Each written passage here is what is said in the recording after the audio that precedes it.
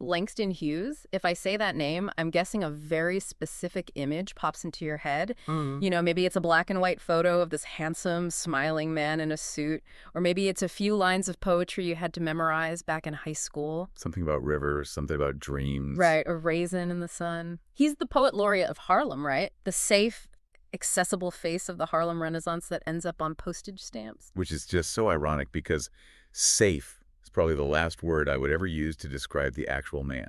Really? Oh, yeah. We're talking about a guy who spent his 20s working on freight ships to Africa, who literally threw his Columbia University textbooks into the ocean. Wow.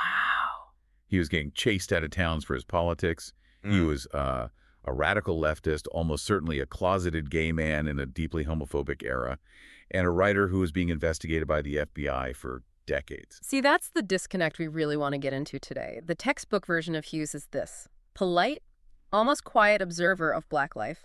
But the reality, this was the architect of the Black vernacular in American literature. He was the guy who looked at the whole high society New Negro movement and just said, no. That's not my subject. Exactly. I'm not writing about the doctors and the lawyers. I'm writing about the guy cleaning the spittoons and the woman working the street corner. He was a literary architect, absolutely. He built this incredible bridge between the 19th century oral traditions, the spirituals, the field hollers, the folk tales. All the stuff that wasn't written down. Precisely. And he connected it to the sharp, jagged modernism of the 20th century. He didn't just document the Harlem Renaissance. In a very real way, he defined its voice. And he did all of it while living this incredibly nomadic life. So that's the mission for this deep dive. We are trying to strip away that required reading veneer. Get past the poster on the classroom wall. Yeah, and look at the man who lived this nomadic, often pretty dangerous life, who faced down Senator Joseph McCarthy, and who essentially drafted the blueprint for Martin Luther King Jr.'s I Have a Dream speech. And we've got the sources to do it. We're pulling from biographies, from the declassified Senate transcripts, which are just wild to read. Oh, they're incredible. And his own letters, his own voice. And, we should probably start by correcting the record on day one. Literally. If you open up a standard encyclopedia or you look at some of the older biographies, you'll see his birth year listed as 1902. Right, Joplin, Missouri, 1902. That's the standard fact. Except it's not a fact anymore. It's wrong. Yeah, new research that only came out around 2018, based on, of all things, parish records in Joplin, shows he was actually born on February 1st, 1901. Okay, so he's 1 year older. In the grand scheme of a literary giant, does a 12-month difference actually change how we should read him? I think it does, in a subtle way. It anchors him more firmly in that 19th century legacy we were just talking about. Okay. It means he was just that much older and more aware. During the horrific Red Summer of 1919, with all the race riots, it just shifts the timeline of his exposure to racial violence.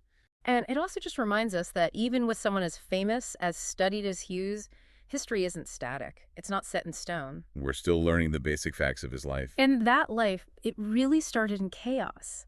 Joplin, Missouri was not a happy home. His parents, James and Carrie, they separated very, very early. And the dynamic there is, well, it's psychologically heavy. It really is. His mother, Carrie, she was an itinerant worker, constantly moving to find jobs, which was just the reality for so many Black women then.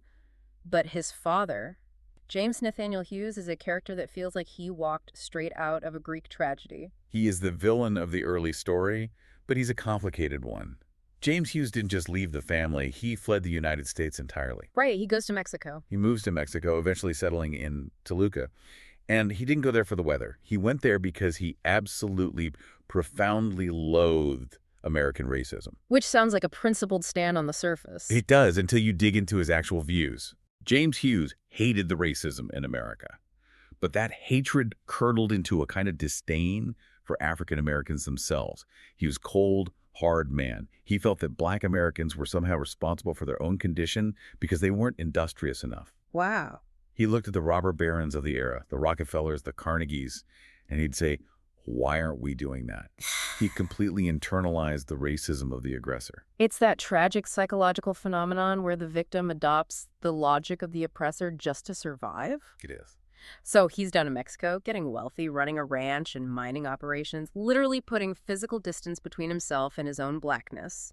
Meanwhile, Langston is back in the Midwest, effectively an orphan with 2 living parents. And this is where the most important figure in his entire childhood steps in. He's raised largely in Lawrence, Kansas, by his maternal grandmother, Mary Langston. And you cannot understand Langston Hughes without understanding Mary Langston. Not at all.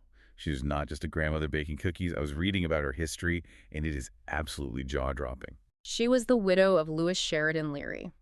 A name that should ring a bell for Civil War buffs. For sure. Leary was one of the men who rode with John Brown.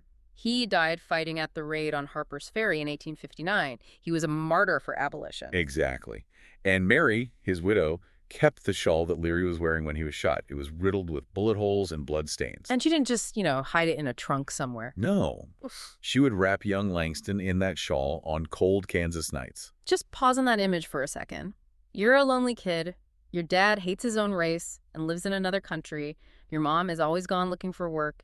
And you are literally being swaddled in the blood-stained garment of a man who died trying to free the slaves. I mean, that is a heavy, heavy narrative to place on a 6-year-old child. it is. She raised him on these stories of resistance, of heroism, of what freedom actually costs. She told him about his other grandfather, Charles Langston, who was also an abolitionist and stood trial for rescuing a runaway slave. So she gave him what he couldn't get from his parents. She gave him a narrative framework of nobility.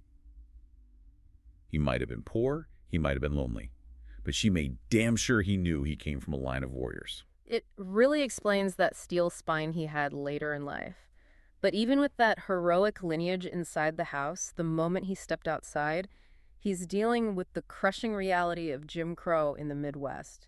Lawrence, Kansas has this reputation as a free state stronghold, but the reality for a black child was very, very different. And that leads to the Nickelodeon incident, which Hughes himself cited as a real turning point. What happened there? He was a young boy, maybe 7 or 8, and he went to a movie theater in Lawrence.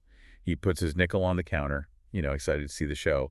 But the ticket taker didn't give him a ticket. She just pushed the nickel back across the marble counter, didn't say a word, just pointed to a sign. Dollar not admitted. And it wasn't the violence of a lynching. It was the cold, bureaucratic rejection. He said later that the way she pushed that coin back, that physical gesture of refusal, was his first true realization of the division between American citizens. He never went to a movie in Lawrence again? Never. It's those small, quiet moments that can radicalize you just as much as the loud ones. Absolutely. So he moves around a bit to Kika, then eventually to Lincoln, Illinois, where he's living with his mother again. And this is where he gets elected class poet in grammar school. But the backstory to this is, it's hilarious, and it tells you everything about the racial stereotypes of the time. Chuckles. It really does. So there were only 2 black kids in the entire class. Him and one other girl. Right. And the teacher needs a class poet. Mm-hmm. And the white students, based on absolutely nothing but pure prejudice, just assumed that African Americans had rhythm. Of course. So they elected Langston. Mm-hmm. Not because he was a good writer, yeah, but because they thought, well, he must be good at rhyme. He hadn't even written a poem yet. Not a single one. But he took the title. He said later, I was the victim of a stereotype. There was no one else to do it, so I had to do it. But it worked. It forced him to write. And once he started, he clearly didn't stop. He moves to Cleveland for high school, Central High, which was actually a surprisingly integrated and progressive school for the time. It was. He starts writing for the school paper. He's reading Carl Sandburg, and he discovers Walt Whitman. And Whitman seems to be the big unlock for him. Whitman is the key. Leaves of Grass. Whitman wrote about American democracy, about the common man, the worker, the open road. He wrote in free verse, breaking all those rigid structures of European poetry. And Hughes saw that and thought, I can do this for my people. I can sing the song of the darker brother. So he graduates high school in 1920, and now he has to confront his father again. He takes a train to Mexico to visit James, ostensibly to try and get money for college. But that relationship is just toxic. His dad is telling him, don't be a writer, writers are bums, be an engineer, go to Europe, get away from black people, just constantly belittling his ambitions. It was a tense journey, and it's on this train ride, crossing the Mississippi River at sunset, that Hughes writes his first masterpiece. He's, 17, maybe 18 years old? Yeah, just a teenager. He looks out the window, sees the muddy river turning gold in the sunset, and he starts thinking about the history of his race, the deep history. He grabs an envelope, and he just scribbles out, "The Negro speaks of rivers." I've known rivers. I've known rivers ancient as the world and older than the flow of human blood in human veins. It's unbelievable that a teenager wrote that. It sounds like the voice of an ancient sage. It does. And look at what he's doing there strategically. He's linking Black identity not to slavery, which was the dominant narrative that Black history began in chains, Right. but to the Euphrates, the Congo, the Nile. He's claiming geological deep time. He's saying, we were here when the pyramids were built. We were here at the dawn of civilizations. There's a massive, profound reclamation of dignity. And he sends it off to The Crisis, the NAACP magazine, and the great W.E.B. Du Bois himself publishes it. He's officially a poet. But he still has to deal with his dad. They strike this deal. Langston can go to Columbia University in New York on his dad's dime, but only if he studies something practical. Something that will make money. Exactly. Engineering. Which brings him to Harlem in 1921. And this is the classic tale of two cities. He hates Columbia. He lives in Hartley Hall. He's one of the few Black students. And the racism is, it's polite, but it's cold and institutional. He feels completely suffocated. But the moment he steps off campus and takes the subway uptown to Harlem, It's like the world goes from black and white to Technicolor. it's the Mecca. He spends all his time in the jazz clubs, the cabarets, just walking the streets listening. He realizes that the school of life is where the real material is, not in some stuffy lecture hall. So in 1922, he does something that must have absolutely horrified his father. He drops out. And he doesn't just drop out to, hang around cafes and write poetry. He signs up as a mess boy on a freighter, the SS Malone, bound for West Africa. And this leads to one of my favorite anecdotes in all of literary history. It's the book dump. It's such a cinematic moment, you have to picture it. The ship is steaming out of New York Harbor. Hughes has this trunk full of books, all the stuff he was forced to study at Columbia, the dry academic European canon. All the dead white guys. Basically. And he drags the trunk to the ship's rail, and he starts throwing them overboard one by one. He's jettisoning the weight of the academy. He's saying, I don't need this to be a writer. Exactly. He's clearing the deck, literally and metaphorically.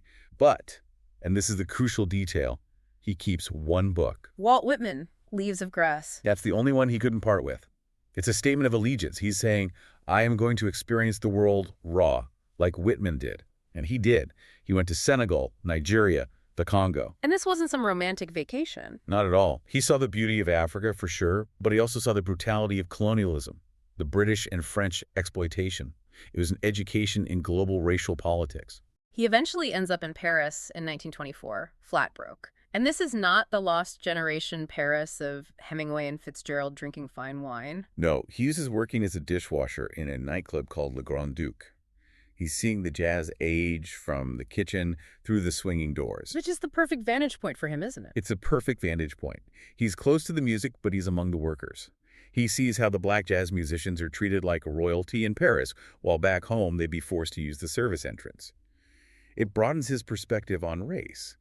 It's an American problem, sure, but it's also a global dynamic. He comes back to the U.S. in 1925, still working menial jobs. He's a busboy at the Wardman Park Hotel in Washington, D.C., and this is where he pulls a move that requires some serious guts. He sees Vachel Lindsay dining in the restaurant, and Lindsay was a huge deal at the time, a famous white celebrity poet. And Hughes is just bussing tables. He has 3 of his poems folded up in his pocket. Now, you have to think about the power dynamic here. A Black busboy approaching a white patron in a fancy D.C. hotel in 1925. You could get fired. Or worse. Easily. Oh, yeah. So he doesn't speak to him. He just slides the poems onto the table next to Lindsay's plate and walks away. The busboy poet strategy. And it worked better than he could have ever dreamed. Lindsay reads the poems while he's eating his dinner. Yeah. He is completely blown away. So what happens? That very night, at his own poetry reading, Lindsay announces to the press, I have discovered a genius, a Black busboy at the hotel. The next morning, reporters are swarming the hotel looking for Langston Hughes. It's the Cinderella moment. But instead of a glass slipper, it's a stack of jazz poetry. Chuckles, exactly. And this launches him right into the heart of the Harlem Renaissance. But we need to complicate that term, because the Harlem Renaissance wasn't just everyone holding hands and singing Kumbaya. No, there were factions. There was beef. Oh, there was serious beef. You can basically map the entire Harlem Renaissance by looking at the 3 big literary magazines of the time. Okay, so break it down for us. In one lane, you had The Crisis, run by W.E.B. Du Bois and the NAACP. This was the talented 10th lane. It was respectable, middle class, conservative in its style, if not its politics. This was the art that was meant to prove black people were just as good as white people. Exactly. Refined, cultured, well-behaved. Then in the middle lane, you had Opportunity, which was run by the Urban League. They were like the talent scouts. They held the literary contest where Hughes won his first big awards. And then you have the rebels, the punk rockers. Fire. And yes, that's with 2 exclamation points. This was a literary journal created by Hughes, Wallace Thurman, Zora Neale Hurston, and the artist Aaron Douglas in 1926. And what was their mission? They looked at Du Bois and the Talented Tenth and basically said, boring. They didn't want to prove they were respectable. They wanted to write about the gritty, messy reality of black life. Because they wanted to write about prostitution, homosexuality, colorism within the black community, domestic violence. All the stuff you don't talk about in church. Exactly. They wanted to shock the bourgeoisie. Hughes wrote a poem for it called Elevator Boy about the mundane, crushing reality of service work. They were rejecting this idea that art had to be propaganda for racial uplift. They believed art just had to be true. And naturally, the establishment hated it. Loathed it. A critic for the Baltimore Afro-American reviewed Fire, and famously said, "I have just tossed the first issue of Fire into the fire." Which turned out to be kind of prophetic. Because the warehouse where all the copies were being stored actually burned down, right? It did. A complete financial disaster. Only 1 issue was ever published. But it became a legend. It drew a line in the sand between the old guard and the young radicals. Speaking of Fire and legends, we have to talk about his friendship with Zora Neale Hurston. For a while there, these two were like the dynamic duo of the Renaissance. They were inseparable. They called themselves the Niggerati, a very tongue-in-cheek, provocative name for the black literary elite. How did they meet? They met at an awards dinner, and Hurston, well, Zora was a force of nature. She would walk into a room, throw a red feather boa over her shoulder, and just command everyone's attention. They went on that famous road trip together through the South, right? In Hughes's beat-up car. They did. They were collecting folklore. This was real anthropological work, but on the ground. They'd stop at turpentine camps, juke joints, people's porches. Zora had this incredible gift for getting people talking, and Langston would be in the background just taking notes. They were obsessed with that lowdown culture. Completely. The vernacular, the jokes, the songs. They believed that the soul of black America wasn't in the universities or the high society salons.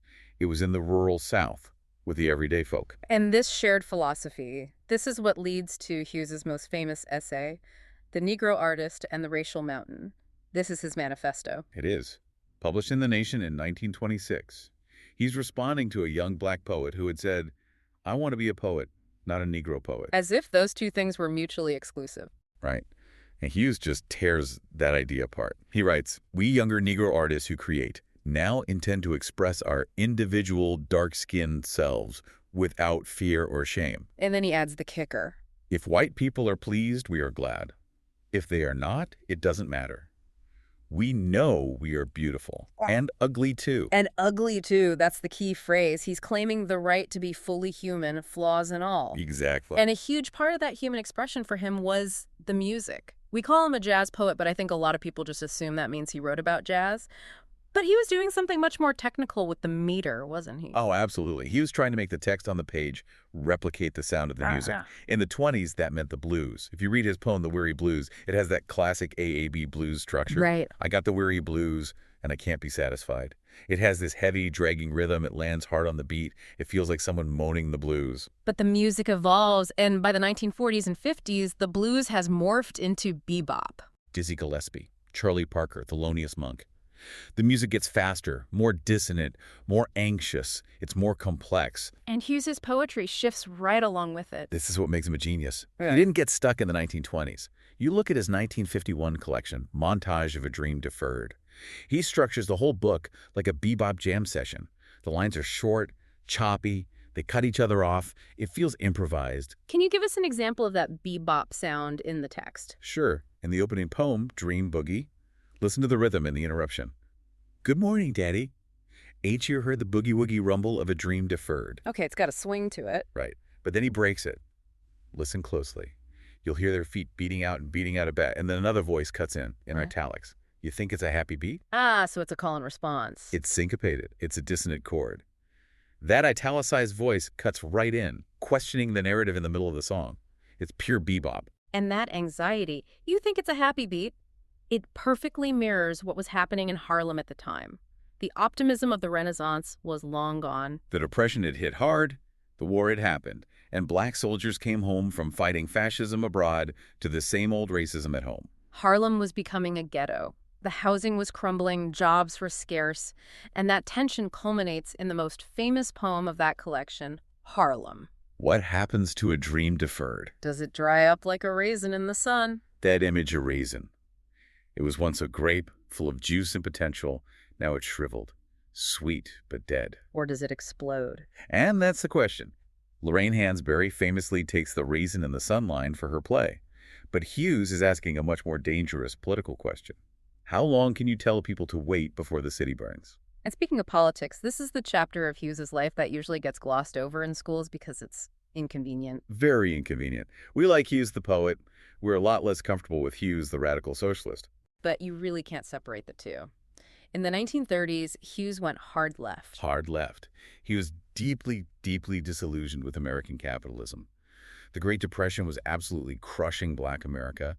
He looked at the Scottsboro Boys case, 9 Black teenagers falsely accused of rape in Alabama, and he saw the American legal system as a complete sham. So he looked for an alternative. He looked to the Soviet Union. He travels there in 1932 to make a film, which falls apart, but he stays for a while. He spends a year traveling through Soviet Central Asia, Uzbekistan, Turkmenistan. And he was genuinely impressed. He wrote about walking onto a bus in Tashkent and being able to sit wherever he wanted. He saw a society that, at least on the surface, had officially outlawed racism. There is no Jim Crow on the trams in Tashkent, he wrote. For a man from Missouri, that was incredibly seductive. And he wrote some incredibly fiery poetry during this period. Poems like Goodbye Christ or One More S in the USA. These were not subtle. No.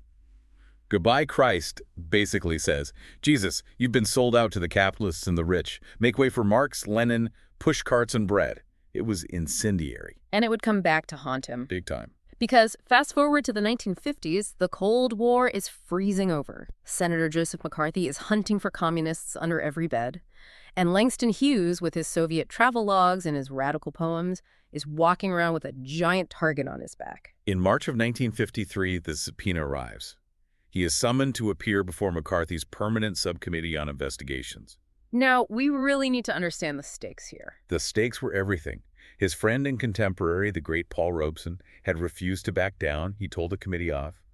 And what happened to him? They revoked his passport, blacklisted him from every concert hall, and completely destroyed his livelihood. Hughes watched that happen. He knew he was fighting for his professional survival. So how did he play it? I know there were 2 hearings, a private one and then a public one. And this is a fascinating tactical split.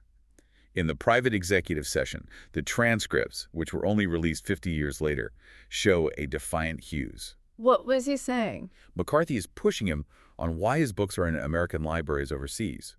And Hughes argues back. He says, essentially, my books show the truth of American life, the good and the bad. If you ban them, you're acting like the fascists we just fought a war against. He was combative, he was lawyerly, he held his ground. But then comes the public hearing. The cameras are rolling, the press is there. And Hughes completely switches tactics. He decides to play the role of the naive poet. When McCarthy grills him on the poem Goodbye Christ, Hughes doesn't defend the politics. He says, it was an ironic poem. I was young, I was angry. I don't believe that anymore. He throws his past self under the bus. He does. He separates his radical past from his patriotic present. He denied being a member of the Communist Party, which was technically true. He never carried a card. But he acquiesced to McCarthy's narrative that his earlier work was a youthful mistake. That must have been humiliating for him. It was a forced compromise, as his biographer Arnold Rampersad puts it. The hard left felt he sold out. But you have to look at the result. Hughes kept his passport. He kept his speaking engagements. He survived to write for another 15 years. He chose the long game. He did. And part of that long game was shifting his critique of America into a safer, more subtle vessel. And this is where his greatest character comes in. Simple? Jesse B. Semple. Explain Simple to us for anyone who hasn't read him. Semple is a fictional character in a weekly column Hughes wrote for the Chicago Defender, a major black newspaper. He's a working-class guy from Harlem. He likes his beer, he has trouble with women, and he hangs out at a bar talking to the narrator of the column. And the narrator is a more educated, sort of Hughes-like figure. Right. It's the classic Socratic dialogue, but it's set in a Harlem dive bar. And through the character of Simple, Hughes could say things about race and white people that he could no longer say in his own voice without getting subpoenaed again. Like what? Give us an example. There's a great column where Simple is talking about the new threat of the atomic bomb. The narrator's all worried, and Simple just scoffs. He says he's not afraid of the atom bomb because he's already living in a danger zone just by being black in America. And then he says the line. He says, "I have been under an atom bomb all my life. It is named white folks." That is so sharp. The bomb is named white folks. It's funny, but it's also devastatingly true. And because it was humor, because it was framed in dialect, the white establishment mostly ignored it. But black readers across the country knew exactly what he was doing. He was keeping the fire alive. Just banking the coals so they wouldn't burn the whole house down. So he survives McCarthy. He moves into the 1960s. And this is the connection that really just blew my mind when I was digging into the research for this. We tend to separate the Harlem Renaissance from the civil rights movement, like they're two different chapters. Right. But Hughes is the bridge. Specifically, he is the silent partner in Martin Luther King Jr.'s rhetoric. The watermark theory. A scholar named W. Jason Miller has done this incredible work, showing that if you hold King's sermons up to the light, you can see Langston Hughes' poetry underneath. Let's look at the evidence. King's I Have a Dream speech. We all know it. But where did that dream imagery come from? It didn't just appear out of nowhere in 1963. King began preaching about broken dreams and shattered dreams as early as 1959. And in those early sermons, he is practically quoting Hughes's dream-deferred poem. He's riffing on it. He's sampling it. And they knew each other, right? This wasn't just King reading a book in isolation. No, they were correspondents. In 1960, King wrote to Hughes personally, asking him to write a poem for an SCLC event. Coretta Scott King was a huge fan of his work. King traveled with Hughes' poetry books. So when King stood on the steps of the Lincoln Memorial, he was channeling a literary tradition that Langston Hughes had spent 40 years building. Hughes wrote, "I dream a world where man, no other man will scorn." King took that poetry and turned it into a national sermon. It's a direct lineage. It's incredible. But even as Hughes is influencing King, there's a new generation of black writers rising up the black arts movement. Amiri Baraka, Nikki Giovanni. And they have a complicated relationship with Uncle Langston. It was the classic generational clash. The black arts movement was militant. They were angry. They used profanity in their work. They wanted to burn it all down. To them, Hughes was an elder statesman, which they respected, but he was also a bit soft. A little too polite. Exactly. They respected him for opening the door, but they didn't like that he knocked so politely before he did it. And Hughes didn't love their style either, did he? He thought the cursing was gratuitous. He famously said something like, "Poems are like manure. They're better when you spread them around, not when you pile them up." He thought they were just piling up the anger without the craft. But, and this is to his credit, he never turned his back on them. Never. He went to their plays. He published their work in anthologies. He edited. He remained the bridge, even if he didn't want to cross all the way over to their side. He was also looking outward again in his final years. He did a lot of translation work, and this was also controversial, which seems to be a theme in his life. He translated Gabriela Mistral, the Chilean Nobel Prize winner. And the critics, mostly white critics, savaged him for it. They asked, what business does a black poet from Harlem have translating a Chilean woman? Which is just racism dressed up as literary criticism. 100%. Yeah. And Hughes's response was perfect. He basically said, well, none of you were translating her. I'm the only one who cared enough to actually do the work. He saw the connection. He believed the Black American experience was connected to the Latin American experience, to the African experience. He was a globalist to the very end. And the end came on May 22nd, 1967. He goes in for prostate surgery, there are complications, and he passes away. The funeral was a jazz funeral. Duke Ellington's Do Nothing Till You Hear From Me was played. It was just perfect. But his final resting place, I've been to the Schomburg Center in Harlem, and if you walk into the lobby, you might be standing on top of him and not even realize it. It's one of the most beautiful and fitting memorials I know of. His ashes are interred under the floor of the main lobby of the Schomburg Center for Research in Black Culture. It's under a cosmogram, a piece of art in the floor. Yes, a celestial design called Rivers. And there's an inscription spiraling out from the center. It's a line from that very first masterpiece he wrote on the train when he was just a teenager. My soul has grown deep like the rivers. It's completely full circle. The boy on the train becomes the foundation, literally, the foundation of the great library of Black history in Harlem. It symbolizes exactly what he was. He is the bedrock. You can't walk into that library without walking over Langston Hughes. He supports the entire structure of Black literature that came after him. It's beautiful. So as we wrap up, we've seen the architect, the traveler, the radical, the survivor, but I want to leave our listeners with one final provocative thought from Hughes. It's a short, sharp poem called Dinner, Guest, Me. Oh, this one stings. It's so good. It's about being the token Black guest at a rich white dinner party, something he must have experienced 1,000 times. He writes, "To be a problem on Park Avenue at 8 is not so bad. Solutions to the problem, of course, wait." Wow. It just cuts right through all the performative allyship, doesn't it? It really does, and I think that's the question Hughes leaves us with today. In a world where we love to celebrate firsts, and we talk constantly about representation in movies and on corporate boards, are we actually looking for solutions? Or are we just inviting the problem to dinner because it makes for interesting conversation? Are we consuming the culture, or are we committed to changing the structure? Hughes knew the difference. And he never let us forget it. Never. Something to think about. If you want to get deeper into his head, don't just read the famous poems. Pick up his autobiography, The Big C. It reads like an incredible adventure novel. Or listen to a recording of Montage of a Dream Deferred and try to hear that bebop rhythm we were talking about. Absolutely. Go find the deep cuts. That's where the real man is. Thanks for listening to The Deep Dive. We'll catch you on the next one.